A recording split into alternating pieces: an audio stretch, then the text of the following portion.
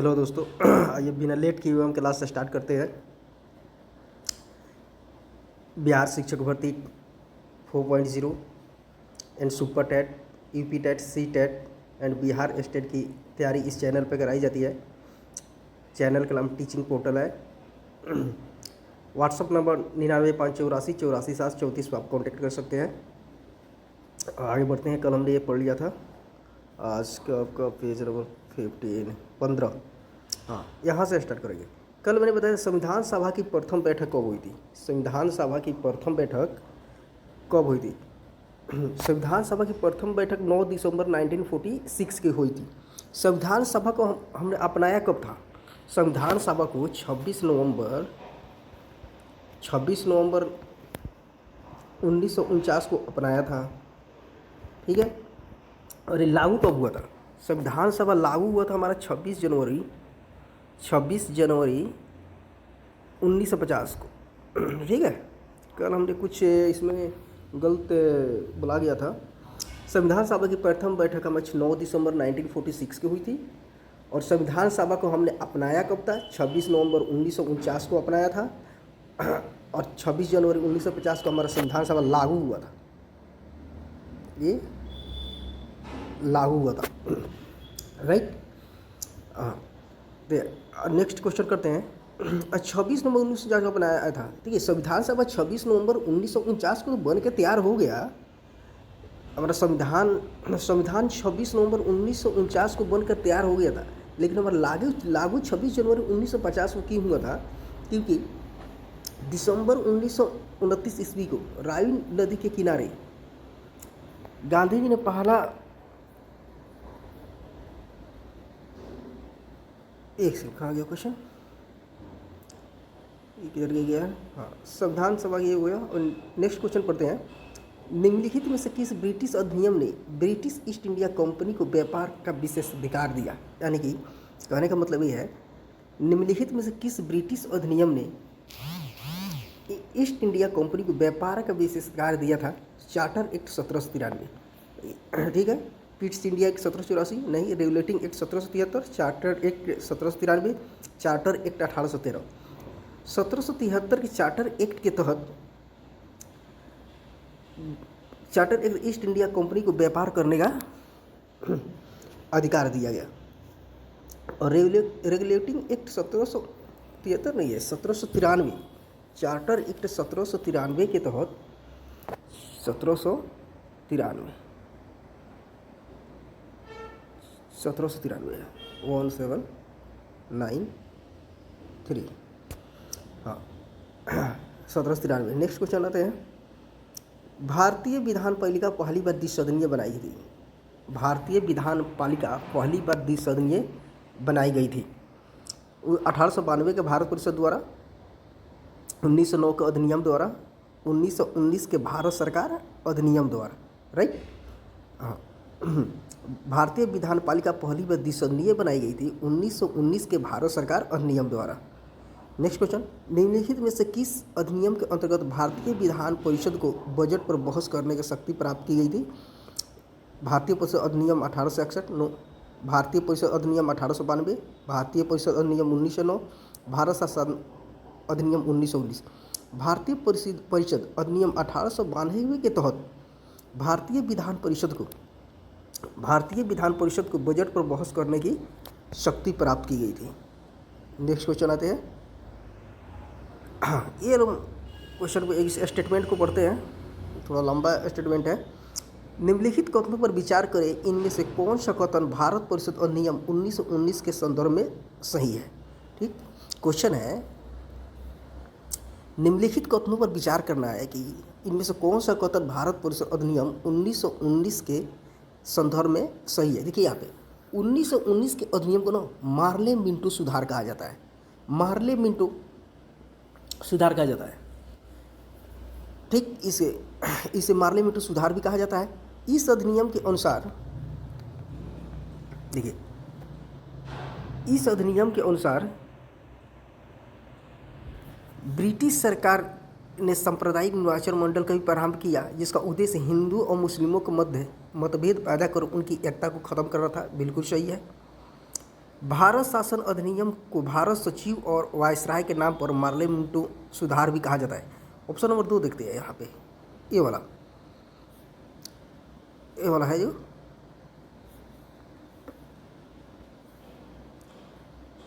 हाँ, भारत शासन अधिनियम को भारत सचिव और वायसराय के नाम पर पार्लियामेंटो सुधार भी कहा जाता है। इस व्यवस्था के तहत भारत की कुछ सीटों मुस्लिमों के लिए आरक्षित कर दी गई, जिनका निर्वाचन भी मुस्लिम मतदाताओं द्वारा किया जाना था। ऊपर में से विकल्प सही, उपयोग मोर देन अबव, यानी कि विकल्प सारा सही है। ठीक है, यहाँ पे आपको देखना होगा पार्लियामेंटो सुधार 1909 के अधिनियम को यहाँ पे देखते हैं हम, एक सेकंड कहाँ गया है, हाँ ये देखिए यहाँ पे है ना, एक बार इसको करते हैं, ये देखिए हाँ 1909 के अधिनियम को पार्लियामेंटो सुधार भी कहा जाता है। पार्लियामेंटो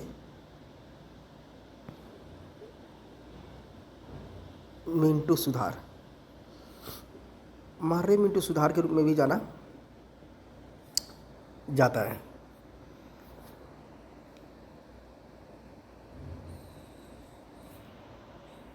अच्छा, इस व्यवस्था के तहत परिषद की कुछ सीटें मुस्लिमों के लिए आरक्षित कर दी, बिल्कुल बात सही है, यानी कि सारे विकल्प भी सही है,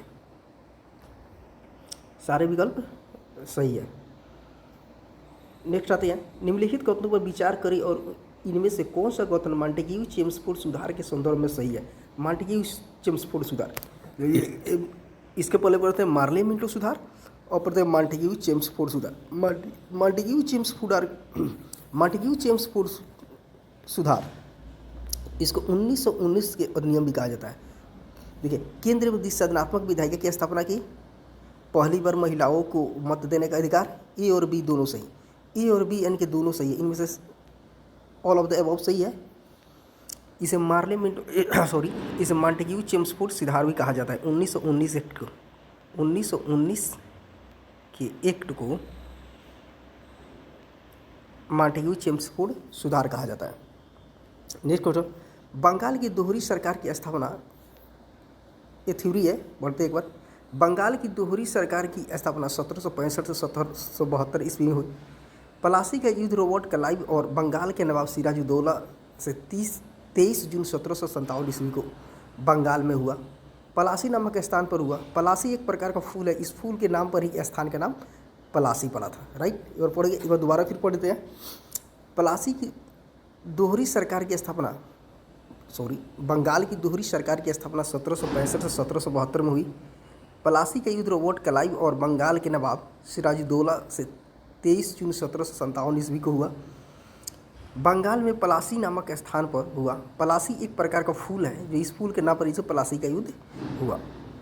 राइट, नेक्स्ट क्वेश्चन पढ़ते हैं। 1858 के भारत सरकार अधिनियम द्वारा भारत को किसके अधीन शासित किया जाना था। देखिए, 1858 के भारत सरकार अधिनियम जो था ना, ये 1858 के भारत सरकार अधिनियम द्वारा भारत को किसके अधीन शासित किया जाना था। ऑप्शन ए कंपनी द्वारा, बी क्राउन के अधीन, सी निदेशक मंडल द्वारा, डी भारत के गवर्नर जनरल के अधीन, option E non of the above, या इनमें से कोई नहीं। देखिए, 1858 के बाद ना ईस्ट इंडिया कंपनी से सीधे क्राउन के अधीन आ गया था शासन। ठीक है, यानी कि ईस्ट इंडिया कंपनी 1858 ईस्वी तक शासन करती है। ईस्ट इंडिया कंपनी 1858 तक शासन करती है। ईस्ट इंडिया कंपनी 1858 तक, 1858 के बाद क्राउन का हाथों में आ जाता है। ठीक है, नेक्स्ट क्वेश्चन करते हैं। भारत सरकार अधिनियम 1858 भारत के निम्न में से किस गवर्नर जनरल के काल के दौरान था। इम्पोर्टेंट, भारत सरकार अधिनियम 1858 भारत के किस गवर्नर जनरल, ये ना, किस गवर्नर जनरल के कार्यकाल के दौरान था। लॉर्ड कर्जन नहीं, लॉर्ड कर्जन आपको था ये 1905 में, ये पार्टीशन ऑफ बंगाल इसके टाइम में हुआ था, बंगाल विभाजन हुआ था। बंगाल विभाजन के विरोध में हमने शोक दिवस और राखी दिवस भी मनाया था। अच्छा, बंगाल का विभाजन बंगाल का विभाजन कब हुआ था? बंगाल का विभाजन 16 अक्टूबर 1905 को हुआ था। उस टाइम में बंगाल का गवर्नर लॉर्ड कर्जन था और वहाँ लेफ्टिनेंट गवर्नर कौन था? लेफ्टिनेंट गवर्नर जब बंगाल विभाजन हुआ उस टाइम में लेफ्टिनेंट गवर्नर एंड्रूज था। एंड्रूज, ठीक, ये दो याद से करना है, ये बिहार से चक्रवर्ती में पूछा हुआ क्वेश्चन है। और बंगाल विभाजन के विरोध में शोक दिवस और राखी दिवस मनाया गया। रविन्द्रनाथ ठाकुर ने हिंदी और मुसलमानों को एक दूसरों को राखी बांधने को कहा था। ऑप्शन बी है लॉर्ड चेम्सफोर्ड, नहीं होगा। लॉर्ड इरविन, लॉर्ड केनिंग, हाँ। 1858 भारत के निम्न से किस गवर्नर जनरल के कार्यकाल के दौरान था भारत सरकार अधिनियम? ये आपका आंसर हो जाएगा लॉर्ड केनिंग। लॉर्ड केनिंग के टाइम पे भारत सरकार अधिनियम 1858 आया था। और ये ना Lord Canning last governor general of India and first viceroy थे। फर्स्ट गवर्नर जनरल के पोस्ट को वायसराय में बदल गया। Last governor general and first viceroy थे। वायसराय, फर्स्ट वायसराय थे, ठीक है। नेक्स्ट करते हैं। बंगाल का गवर्नर जनरल भारत का गवर्नर जनरल बन गया। देखिए यहाँ पे क्वेश्चन है, बंगाल का गवर्नर जनरल भारत का गवर्नर जनरल बन गया।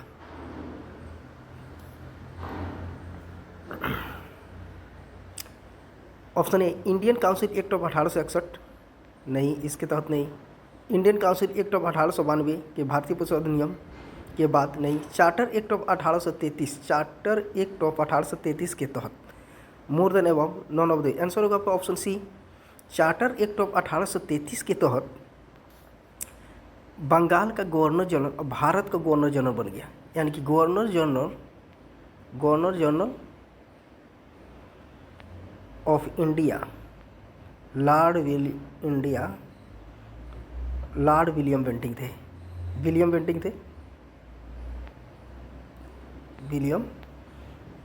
Bentinck.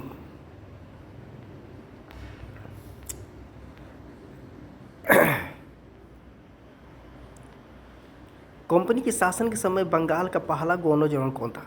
Robert Clive, Lord Canning, Warren Hastings. देखिए कंपनी के शासन के समय बंगाल का गवर्नर वारेन हेस्टिंग्स था, बंगाल का गवर्नर जनरल। अच्छा, बंगाल के गवर्नर से बंगाल का गवर्नर जनरल का पोस्ट किस एक्ट के तहत कर दिया गया था? इस 1773 के रेगुलेटिंग एक्ट के तहत लॉर्ड वारेन हेस्टिंग्स ने बंगाल का गवर्नर जनरल बना था।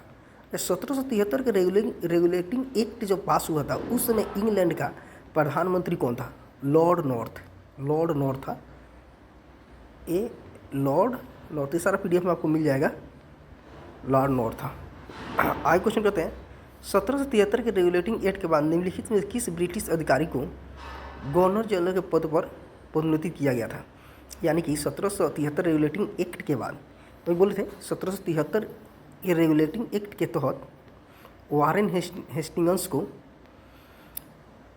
गवर्नर जनरल ऑफ बंगाल बनाया गया था, ठीक है। लॉर्ड नॉर्थ, ये लॉर्ड नॉर्थ ना जब 1773 के रेगुलेटिंग एक्ट आया था, 1773 के रेगुलेटिंग एक्ट उस समय पीएम थे इंग्लैंड के। उस टाइम पे पीएम थे इंग्लैंड के। नेक्स्ट क्वेश्चन करते हैं, युद्ध नेपाल और ईस्ट इंडिया कंपनी के बीच 1814 से 1816 ईस्वी के बीच हुआ था। नेपाल और ईस्ट इंडिया कंपनी के बीच 1814 और 16 ईस्वी के बीच हुआ था नेपाल युद्ध, नेपाल और ईस्ट इंडिया के बीच। इसे गोरखा युद्ध के नाम से जानता आता है। क्वेश्चन है, एग्जाम में कई बार पूछ चुका है, गोरखा युद्ध के नाम से किसे जाना जाता है? नेपाल ईस्ट इंडिया कंपनी के बीच 1814 और 1600 ईस्वी के बीच हुआ था, ठीक है। एंग्लो नेपोलियन वार 1816 ईस्वी में सुगौली की संधि के और हस्ताक्षर के साथ युद्ध समाप्त हुआ, बताता है। क्वेश्चन आता है, एंग्लो नेपाली वार यानी कि एंग्लो नेपाल युद्ध किस संधि के तहत खत्म हुआ था? सुगौली की संधि के तहत 1816 ईस्वी में ये खत्म हुआ था। संधि ने कुछ यहाँ पर क्वेश्चन, संधि ने कुछ नेपाली नियंत्रित क्षेत्र को ईस्ट इंडिया कंपनी को सौंप दिया था। नल पानी की लड़ाई 1814 और 16 के आंग्ल नेपाली युद्ध की पहली लड़ाई थी,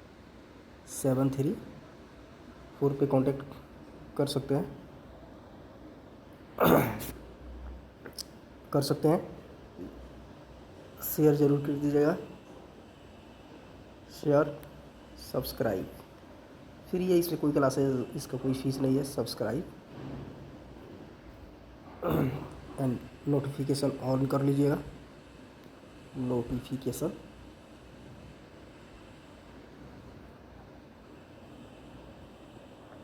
अब मिलते हैं अगले नेक्स्ट वीडियो में। थैंक यू, धन्यवाद। पढ़िए इसको 4 बार 5 बार आपको पढ़ना पड़ेगा, तब जाकर होगा, याद होगा। ऐसे नहीं होगा एक बार में, चाहे कि एक बार में आप पढ़ कर एग्ज़ाम क्लियर कर ले, ऐसा नहीं होता। इसको बार बार आपको पढ़ना पड़ेगा, देखना पड़ेगा। PDF आपको प्रोवाइड कर दिया जाएगा यूट्यूब डिस्क्रिप्शन में। टीचिंग पोर्टल को लाइक एंड सब्सक्राइब जरूर कीजिएगा।